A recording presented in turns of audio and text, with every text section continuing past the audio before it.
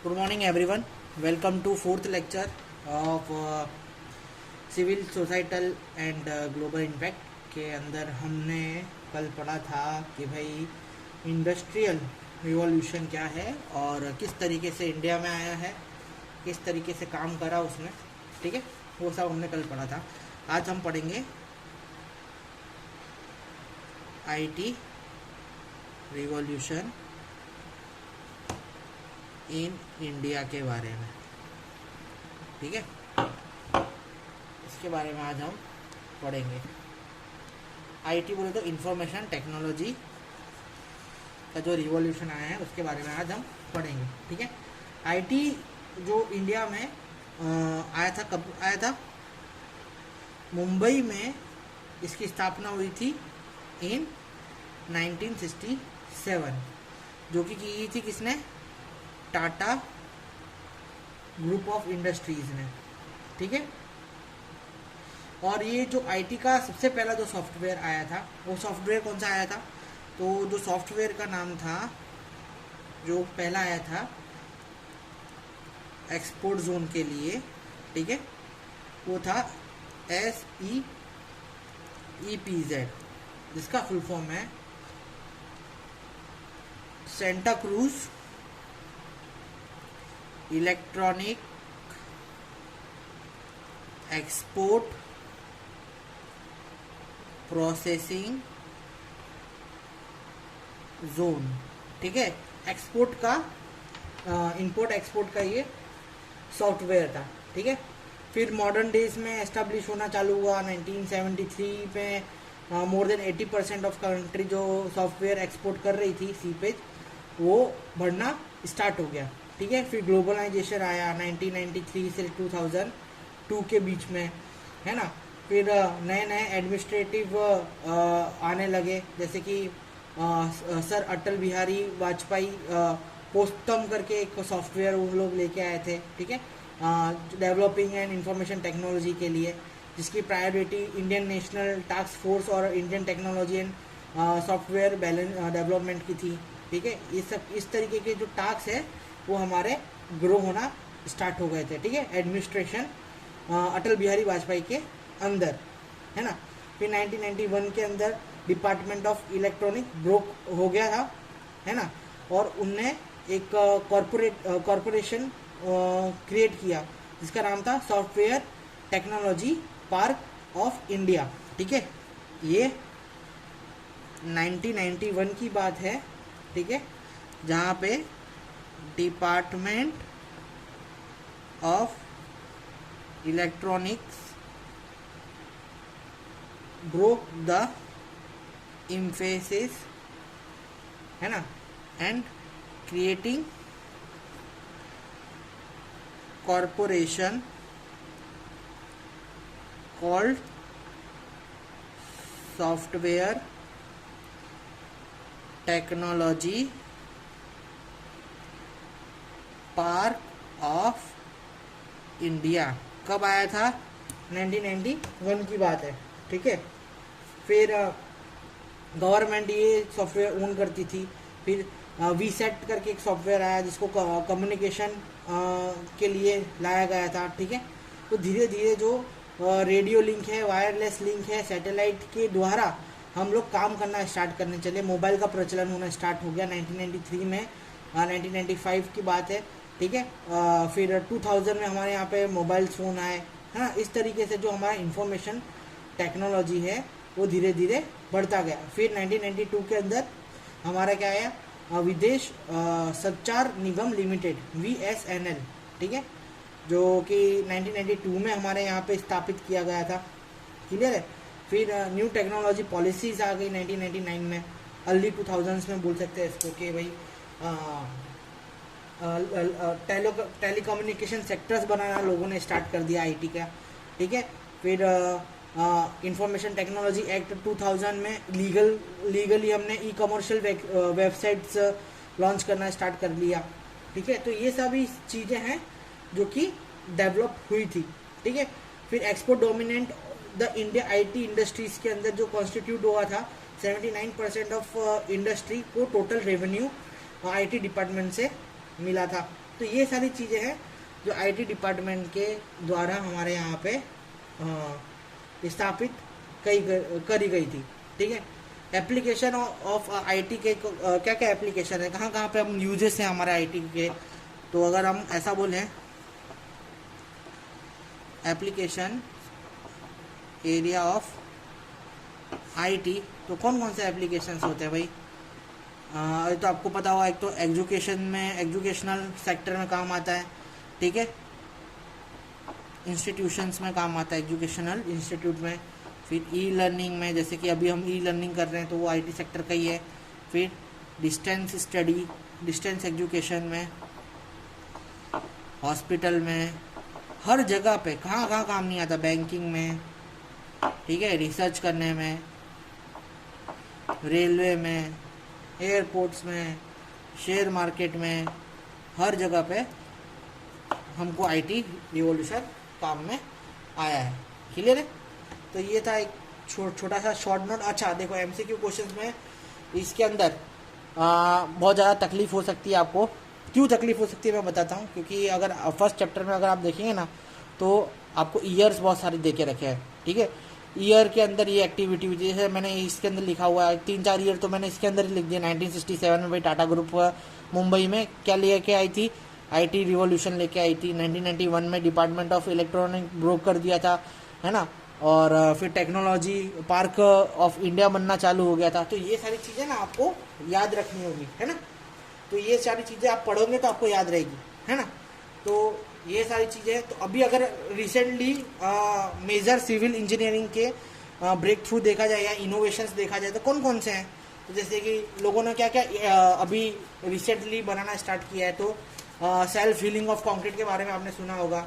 ठीक है, फिर फोटोवोल्टिक सेल के द्वारा इलेक्ट्रिक डीसी करंट जनरेट करने का नया एक्टिविटी है। इन सब के बारे में आपको पढ़ना है। ठीक है, कि कब हुई है। फिर काइनेटिक फुटपाथ लोगों ने बनाना स्टार्ट करा भाई, कि लोगों के आने जाने से जो एनर्जी एब्जॉर्ब करेंगे वो एनर्जी को हम यूज़ करेंगे। फिर काइनेटिक रोड्स बनना स्टार्ट हुआ। फिर ये सारी जो चीज़ें आपको आपके किसमें काम आ सकती है, डी के प्रोजेक्ट में भी। फिर मॉड्यूलर कंस्ट्रक्शन होना स्टार्ट हो गया, प्लास्टिक रोड बनना स्टार्ट हो गई। ठीक है, तो ये सारी चीज़ें। सबसे बड़ा चीज़ हमारे यहाँ पे देखने के लिए मिला है, तो हमको क्या मिला है, कॉन्क्रीट 3D प्रिंटर, है ना। कॉन्क्रीट 3D प्रिंटर से हमने क्या क्या बनाया, हमने ब्रिजेस, बिल्डिंग्स प्रिंटेड। हालांकि ये पूरा का पूरा अभी उसमें नहीं है, प्रचलन में नहीं है, पर अगर आपको देखना हो तो हमारे कॉलेज में भी 3D प्रिंटर है, मैकेनिकल डिपार्टमेंट में। ठीक है, उसमें क्या करते हैं, उसमें प्लास्टिक का मटेरियल होता है। इसके अंदर अपन क्या करेंगे, मटेरियल के अंदर हमारे रिलेटेड मटेरियल डालेंगे, कंक्रीट का मटेरियल डालेंगे, प्लास्टर ऑफ पेरिस डालेंगे। ठीक है, ब्रिजेस बनना स्टार्ट हो गए। इस तरीके से 3D मॉडलिंग हमने यहाँ पे की है। ठीक है, 3D मॉडलिंग के बारे में है। फिर सबसे मेन सॉफ्टवेयर हमारा जो डेवलप हुआ है वो है कौन सा, ये वाला बहुत इंपॉर्टेंट सॉफ्टवेयर है, बिल्डिंग इंफॉर्मेशन मॉडलिंग। सबसे इम्पोर्टेंट सॉफ्टवेयर है जो हमारे यहाँ पे इजाद हुआ है इसका। ठीक है, क्यों इम्पोर्टेंट है ये, तो अकॉर्डिंग टू द यूएन ऐसा बोला गया है कि 2050 में the world population will be 10 billion. तो पूरी संसार की पॉपुलेशन है वो 10 मिलियन तक पहुंच जाएगी। ठीक है, तो ग्लोबल आर्किटेक्चर है, इंजीनियरिंग कंस्ट्रक्शन है। ठीक है, फिर क्या बोलते हैं, इक्विपमेंट है, इंजीनियरिंग इक्विपमेंट है, आर्किटेक्चरल इक्विपमेंट्स हैं, वो रिस्पॉन्सिबल होंगे सोसाइटी का इकोसिस्टम संभालने के लिए और ग्लोबल पॉपुलेशन को अच्छी तरीके से उसको रिसोर्स में लगाने के लिए। ठीक है, हमारा यही पूरा सेक्टर्स है जो कि डिपेंड करने वाले हैं हमारे। आप सिंपल सी बात समझेंगे कि आप यूएसए और इंडिया में देखेंगे तो क्या किस चीज़ का फ़र्क है, एक आर्किटेक्चर का फ़र्क है। ठीक है, हम लोग ऐसे इसी ईंटें लगा के बना देते हैं, वो लोग सुंदर बिल्डिंग बनाते हैं, है ना। अब तो हमारे यहाँ पे भी वो चीज़ प्रचलन होना स्टार्ट हुआ है। वैसे ऐसा बोला जाता है कि हम लोग 50 साल उन लोगों से पीछे हैं। और उसका एक एग्जांपल अगर मैं आपको बताऊं तो मैं फ्रेंड्स करके मैं सीरीज़ है उसका मैं बहुत बड़ा फ़ैन हूं। तो उसके वो मैं देख रहा था, तो उनके में जो चीज़ वो 1995 में जब मैं बॉर्न हुआ था तब का वो बना हुआ सीरीज़ है। आप उसको देखेंगे तो उस वक्त उन लोगों ने इतना डेवलप करके रखा हुआ था कि अभी जो मैं 5 साल में वो जो मशीन देख रहा हूँ आई टेस्ट की, वो अभी मार्केट में अवेलेबल होना स्टार्ट हुई, 5 साल पहले अवेलेबल होना स्टार्ट हुई है, जो कि उनके पास ऑलरेडी 1995 के अंदर वो मशीन थी। तो आप सोच सकते हैं हम लोग कितना पीछे हैं उनसे। ऐसा बोला जाता है हम लोग इतने कर्जे में हैं उनसे कि हम अब अभी तक 50 साल उनसे पीछे रहेंगे। हालांकि सबसे ज़्यादा अगर आप साइंटिस्ट और डॉक्टर्स की गिनती देखेंगे तो इंडिया की है, पर वो सब कहाँ पे जाके बाहर जाके काम करना पसंद करते हैं, क्योंकि यहाँ पे अपॉर्चुनिटीज़ की कमी बहुत है। क्योंकि हालांकि ये अभी डिस्कशन अगर मैं करूँगा तो बहुत लंबा डिस्कशन हो जाएगा और out of the topic discussion हो जाएगा। उसके बारे में नहीं पढ़ते कि क्यों लोग बाहर जा रहे हैं और वहाँ पे जाके अपॉर्चुनिटी ग्रैब कर रहे हैं और क्यों इंडिया में नहीं कर रहे। क्योंकि लोगों को गंदगी साफ़ करना पसंद नहीं है। जहाँ पे लोगों को चीज़ें अच्छी लग रही है या दिखने में चीज़ें अच्छी लग रही है, वहाँ पे लोग जाते हैं, माइग्रेट होते हैं। ठीक है, गांव में आप देखेंगे, गांव में जाके कोई भी आपको डेवलप करने का नहीं सोचेगा, तबकि वो सोचेगा कि मैं शहर जाता हूँ और अपने आप को डेवलप करता हूँ। तो ये मेंटेलिटी हम लोगों की है ही पहले से और ये चलती आ रही है, इसकी वजह से ही डेवलपमेंट रुका हुआ है। ठीक है, अब वापस से हम बिल्डिंग इंफॉर्मेशन की टेक्नोलॉजी उसके ऊपर आ जाते हैं BIM के अंदर। तो ये इसलिए इम्पोर्टेंट है भाई, क्योंकि अब देखो कंस्ट्रक्शन का एक अलग लेवल आने वाला है। इंडिया के अंदर भी आप देखेंगे तो कंस्ट्रक्शन का एक अलग लेवल, इंफ्रास्ट्रक्चर का अलग लेवल चल रहा है, आर्किटेक्चर का अलग लेवल चल रहा है। तो as a civil engineer building modelling, building information modelling is very important software. इसका यूज़ क्या है? तो इसका यूज़ क्या है कि भाई जो BIM है वो यूज़ होता है डिज़ाइनिंग और डॉक्यूमेंट ऑफ बिल्डिंग और इंफ्रास्ट्रक्चर डिज़ाइनिंग के लिए। ठीक है, इन तीनों चीज़ के लिए, डिज़ाइनिंग के लिए, डॉक्यूमेंट ऑफ बिल्डिंग के लिए और इंफ्रास्ट्रक्चर डिज़ाइन के लिए ये जो सॉफ्टवेयर है अपन यूज़ करते हैं। क्लियर है? एवरी डिटेल ऑफ बिल्डिंग और मॉडलिंग अपने को BIM में मिल जाती है।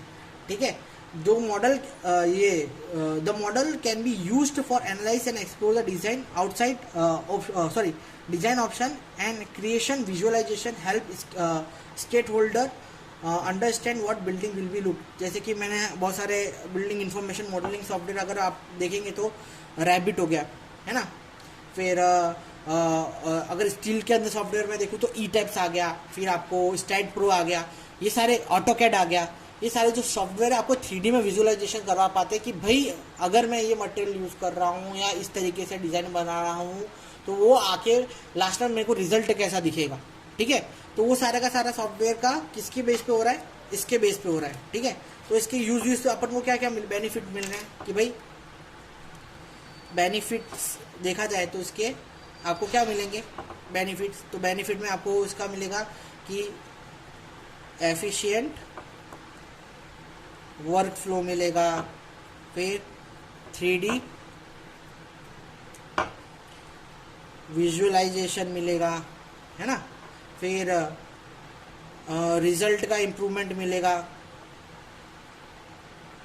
है ना। और सेकंड, अगर आपको कुछ चीज़ चेंज करनी है, अगर देखने के बाद अच्छी नहीं लगी तो आप वो कर सकते हो। फिर डेटाबेस अपने पास रख सकते हो, आपके पास सॉफ्टवेयर के अंदर ये पूरा का पूरी चीज़ पड़ी होगी। तो ये सारी चीज़ हैं जो हमको बिल्डिंग इंफॉर्मेशन मॉडलिंग में ज़रूरत पड़ती है। जैसे कि मैंने सॉफ्टवेयर बताया कि BIM सॉफ्टवेयर कौन कौन से, तो एक तो रैबिट हो गया, ठीक है, आर्किटेक्चरल सॉफ्टवेयर रैबिट, है ना। फिर BIM 360 हो गया, है ना। फिर BIM 360 डिज़ाइनिंग हो गया। फिर फोर्थ ऑटोकैड हो गया, है ना। और फिफ्थ सिविल 3D हो गया। तो इस सॉफ्टवेयर के बारे में नहीं सुना है तो इसके बारे में जानिए। एज अ सिविल इंजीनियर आपको पता होना चाहिए कौन कौन से सॉफ्टवेयर हमारे यहाँ पे मार्केट में हैं। क्लियर है? तो फिर इसके बाद ये तो सिविल इंजीनियरिंग का सेक्टर, IT सेक्टर हो गया, सिविल इंजीनियरिंग का सेक्टर हो गया। ऑटोमोबाइल कंस्ट्रक्शन में अगर आप देखा जाए तो दो तरीके की कैटेगरी में ऑटोमोबाइल को डिवाइड करके रखा है। एक तो साइट लेवल पे और इंडस्ट्रियल लेवल पे, है ना। साइट लेवल पे बोले तो कंस्ट्रक्शन के लिए जो ऑटोमोबाइल की ज़रूरत पड़ती है वो साइट लेवल हो गया। और इंडस्ट्रियल लेवल बोले तो कार हो गया, स्किल लेवल हो गया। स्किल लेवल को ऑटोमोशन में डालना हो उसके भाग में ऑटोमोबाइल को डिवाइड करके रखा गया है। क्लियर है? ऑटोमोबाइल्स के अंदर भी अगर मैं देखूं तो आपको एप्लीकेशंस उसकी ऑटोमोबाइल की अगर एप्लीकेशंस देखी जाए तो प्रीकास्ट कंक्रीट इंडस्ट्रीज है, वहाँ पे ऑटोमोबाइल की ज़रूरत पड़ती है। रोबोटिक्स की ज़रूरत पड़ती है, रोबोटिक्स इन कंक्रीट वर्क के अंदर, ठीक है। Autonomous machine on the construction side. तो ऐसी बहुत सारी ज़रूरत है ऑटोमेशंस की जो हमको हमारे सिविल साइड में भी ज़रूरत पड़ती है। यानी इंटरडिसिप्लिनरी हमारा वो हो रहा है, कनेक्शन हो रहा है हमारा सिविल का और ऑटोमेशंस का। क्लियर है? तो ये सारी ज़रूरत हमें पड़ती है इन सब चीज़ों में करने के लिए। अब अगर देखा जाए तो हाँ, इकोसिस्टम, ये भी बहुत अच्छा टॉपिक है। Ecosystem in the society and in nature, इसके बारे में थोड़ा पढ़ते हैं अपन।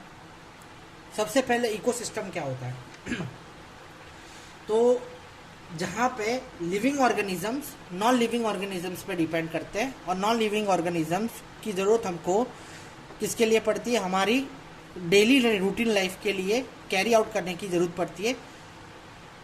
वहाँ पे एक इकोसिस्टम पैदा होता है। प्रॉपर डेफिनेशन अगर इसकी देखी जाए तो अपन ऐसा बोल सकते हैं, the living community of plants and animal in any area together with non-living components of environment such as soil, air, water, ठीक है, constitute the ecosystem। समझ में आया? ठीक है। जहाँ लिविंग कम्युनिटी को, कौन सी कम्युनिटी, प्लांट और एनिमल को साथ में रहने की जरूरत पड़े, और सॉरी साथ में रहें और किसके ऊपर सर्वाइव करें, नॉन लिविंग थिंग्स के ऊपर, जैसे कि वाटर, सॉइल, एयर, इनके ऊपर। तो ये दोनों को मिला के अपन बोल सकते हैं इकोसिस्टम बनता है। जैसे कि मैंने आपको बताया, non living organisms, living communities and non living components का जब मिश्रण होता है तो एक इकोसिस्टम बनता है। दो तरीके के इकोसिस्टम आपको देखने के लिए मिलते हैं। एक होता है टेरेस्ट्रियल इकोसिस्टम और एक होता है एक्वेटिक इकोसिस्टम। समझ में? अब टेरेस्ट्रियल इकोसिस्टम क्या हो गया? टेरेस्ट्रियल इकोसिस्टम के अंदर भाई क्या बोलते हैं कि जितने भी जो ज़मीन पे रहने वाले लोग हैं वो टेरेस्ट्रियल इकोसिस्टम के अंदर आ जाते हैं। जैसे कि फॉरेस्ट इकोसिस्टम टेरेस्ट्रियल इकोसिस्टम में आता है, ठीक है। सेकेंड है ग्रासलैंड इकोसिस्टम, है ना, ये। फिर आता है डेजर्ट इकोसिस्टम। 3 भाग में हमारा ये जो टेरेस्ट्रियल इकोसिस्टम है वो डिवाइडेड है, ठीक है। अब वहीं पे अपन एक्वाटिक इकोसिस्टम देखेंगे तो इसके अंदर आता है मरीन इकोसिस्टम, फिर आता है पॉन्ड इकोसिस्टम, एंड थर्ड आता है लेक इकोसिस्टम, और लास्ट इसमें आता है स्ट्रीम एंड रिवर, ठीक है। मरीन बोले तो अपना ओशन, पॉन्ड बोले तो छोटा जहाँ पे क्या बोलते हैं एक छोटा सा नेचुरल वाटर का आप बोल सकते हैं कि सोर्स ऑफ वाटर बोल सकते हैं वो पॉन्ड। फिर लेक भी वही है जो जहाँ पे आपको स्वीट वाटर देखने के लिए मिलेगा, और रिवर इज जहाँ हिमालय से जो पानी बहते हुए नीचे आता है, दैट इज रिवर, ठीक है। तो दो तरीके के इकोसिस्टम यहाँ पे आपको डिवाइड देखने के लिए मिलेंगे। सबसे पहले है terrestrial ecosystem and aquatic ecosystem. Terrestrial में देखा जाए तो फॉरेस्ट इकोसिस्टम आता है। फॉरेस्ट इकोसिस्टम में अंदर क्या होता है कि जो जानवर है उनका रिसोर्सेज क्या होते हैं, रिसोर्स ऑफ फूड क्या होते हैं, living organism to living organisms रहते हैं, ठीक है। और वो लोग पेड़ों पे जिंदा रहते हैं या उस पर जिंदा रहते हैं, ठीक है, या हंटिंग करते हैं, that is forest ecosystem. Grassland ecosystem जहाँ पे अपन रहते हैं, और डेजर्ट इकोसिस्टम में भी हम तीनों जगह रहते हैं, ठीक है। पर जो लिविंग स्टैंडर्ड है तीनों का डिफरेंट अपन को देखने के लिए मिलेगा। समझ में आया? वैसे ही अगर एक्वाटिक इकोसिस्टम अगर देखेंगे आप, तो मेरीन इकोसिस्टम में आपको शार्क वगैरह देखने के लिए मिलेंगी, पॉन्ड्स के अंदर देखने के लिए मिलेंगी, उससे छोटी मछलियाँ इसके अंदर देखने के लिए मिलेंगी, उससे छोटी मछलियाँ आपको इधर देखने के लिए मिलेंगी, ठीक है। साइज वाइज सारे इकोसिस्टम डिवाइडेड है ना। तो डेजर्ट में आपको शेर देखने के लिए नहीं मिलेगा, है ना। और ये सारे सिस्टम के अंदर यही फर्क है कि भाई लीव अलग अलग तरीके के, बस कॉमन इन सब में क्या है कि इन सब में आपको क्या देखने के लिए मिलेगा, इंसान देखने के लिए मिलेंगे। और ये इसके अंदर भी इंसान तो दिखेंगे कि मिलेंगे, शिप विप वगैरह में हम लोग भी हंटिंग करते ही हैं, पर इसके अंदर कॉमन आपको फिश वगैरह जो इस पर निर्वाह करती हैं, पानी पे निर्वाह करती हैं, वो देखने के लिए इसके अंदर आपको मिलेगा, ठीक है। तो इकोसिस्टम के बारे में ये था। फिर एक और टॉपिक है कि भाई 3 pillars of sustainability. What is sustainability, क्या सस्टेनेबिलिटी होता क्या है। सस्टेनेबिलिटी का मतलब होता है टिकाऊ, ठीक है, टिकना, ठीक है। तो हम किसके ऊपर टिके हुए हैं, हमारे जो 3 पिलर है वो कौन कौन से वो हमारे 3 पिलर है। तो एक तो एनवायरनमेंट है, एक हो इकोनॉमिक और एक है सोशल, ठीक है। इसके बारे में भी थोड़ा डिस्कशन करते हैं, उसके बाद अपन ये लेक्चर खत्म करेंगे।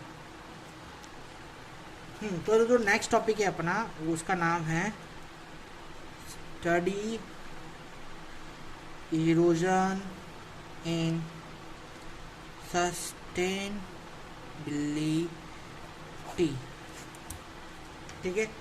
अब सस्टेनेबिलिटी की डेफिनेशन क्या है, meeting the need of today without compromising the ability of future generation to meet their own need, ठीक है।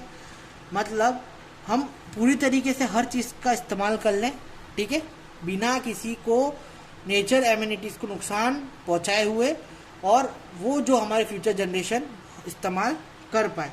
तो ठीक है, इसके अगर 3 पिलर हम देखेंगे सस्टेनेबिलिटी के, तो 3 पिलर हैं जिस पे ये बिल्डिंग है सस्टेनेबिलिटी, वो टिकी हुई है।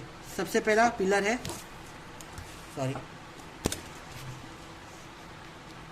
माफ करना, थोड़ा इधर उधर हो जाता हूँ मैं। सबसे बड़ा पिलर है सोशल, फिर दूसरा पिलर आता है एनवायरमेंटल, है ना, और लास्ट में जो आता है उसका नाम है इकोनॉमी। इस पे हमारी जो बिल्डिंग है वो टिकी रहती है, ठीक है ना। हमारे रिलेशनशिप्स पे, हमारे एनवायरनमेंट पे और हमारे पैसों पे, ये हमारी ज़िंदगी की भी बिल्डिंग इसके ऊपर टिकी रहती है।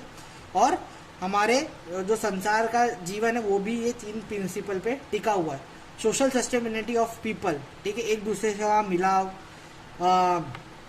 मिलजुल के रहना, कोई भी तरीके की हीन भावता नहीं रखना, ठीक है, कोई भी जाति पात नहीं रखना, ठीक है। ये हो गया हमारा social sustainability of the people, ठीक है। पहले जैसे कि बहुत सारी जगह पे ऐसा होता था कि कुछ जाति वालों को हम लोग क्या बोलते हैं, हमारा समाज है वो टेम्पल्स में या कहीं दूसरी जगह पे एंटर नहीं होने देता था, पर अब ऐसा इस तरीके का कोई भी सिस्टम नहीं रह गया है, ठीक है।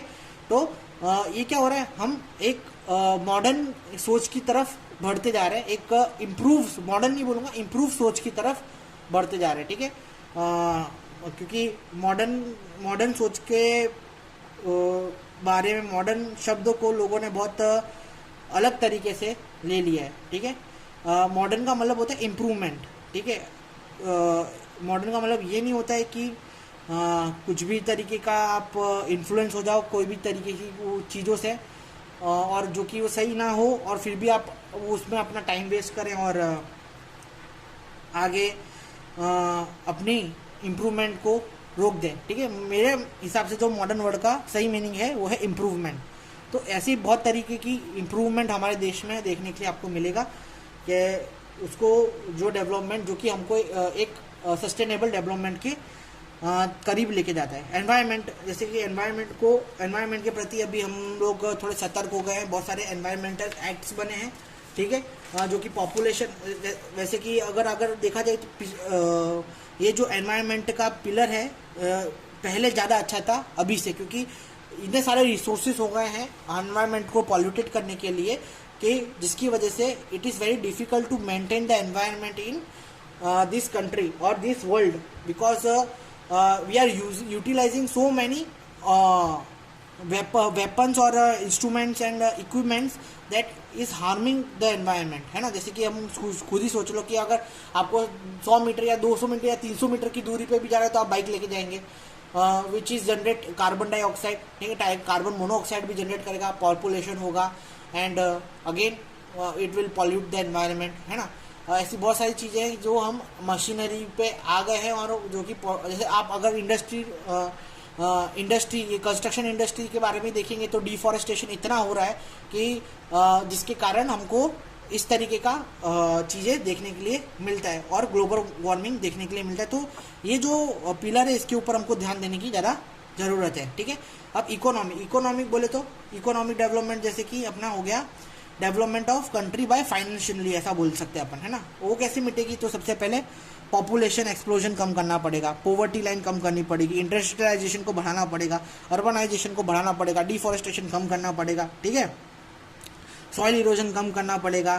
तो ये सारी चीज़ें हैं फैक्टर्स है जो इफेक्ट कर रहे हैं किस पे, हमारे इकोनॉमिक फैक्टर पे, है ना। लोगों को लिटरेट करना पड़ेगा, फिर क्या बोलते हैं, क्या पानी को सेव करना पड़ेगा, हमारे जो नेचुरल रिसोर्स है उनको सेव करना पड़ेगा। तो ये सारे फैक्टर्स हैं जो हमारे इकोनॉमिक फैक्टर पे डिपेंड करते हैं, और एक सस्टेनेबल डेवलपमेंट के लिए हमको ये जो 3 पिलर्स हैं इनके बारे में ध्यान रखना है। क्लियर है, ठीक है। फिर इसके बाद जो टॉपिक है ग्लोबल वार्मिंग टॉपिक है, ग्लोबल वार्मिंग के बारे में आपको पता ही है ना। ग्रीन हाउस इफेक्ट कोई नया टॉपिक नहीं है, आपने आगे पढ़ा होगा, है ना।